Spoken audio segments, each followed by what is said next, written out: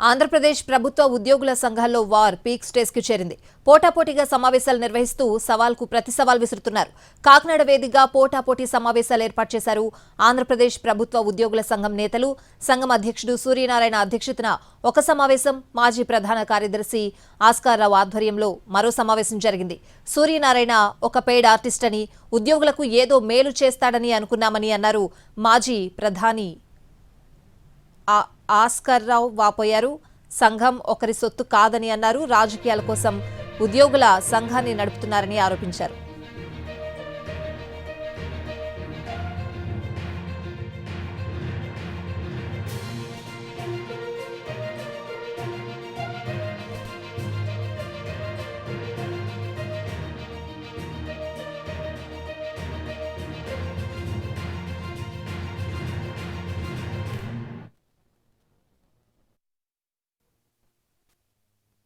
కార్యవర్గానికి అధికారం ఉంటుంది. సొసైటీస్ చట్టం కింద కార్యవర్గంలో 75 మంది సభ్యులు.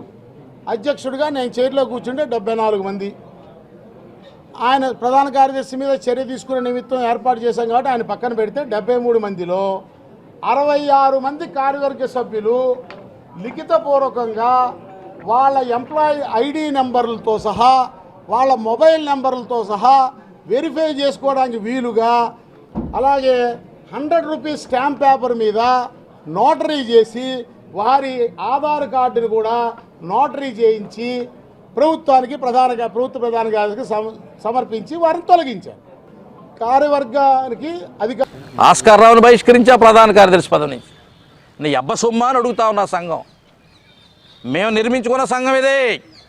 ప్రతి జిల్లాలో తిరుగుతూ కష్టిస్తూ మా శ్రమను పెట్టుబడిగా పెట్టి వేలాది సభ్యులను జాయిన్ చేసి ఇవాళ ఏపీజీఏ గుర్తింపు సాధించడంలో 103 గుర్తింపు. చదువుకో మొదటి పేరాలో కాకినాడ రంగరాయ మెడికల్ కళాశాలలో జరిగిన సమావేశం ఆధారంగా 103 జీవో ప్రభుత్వం ఇచ్చింది తప్ప నీ సొంత పెత్తనం వల్ల, ఇది నీ సొంత ఇన్ఫ్లుయెన్స్ వల్లే కాదు.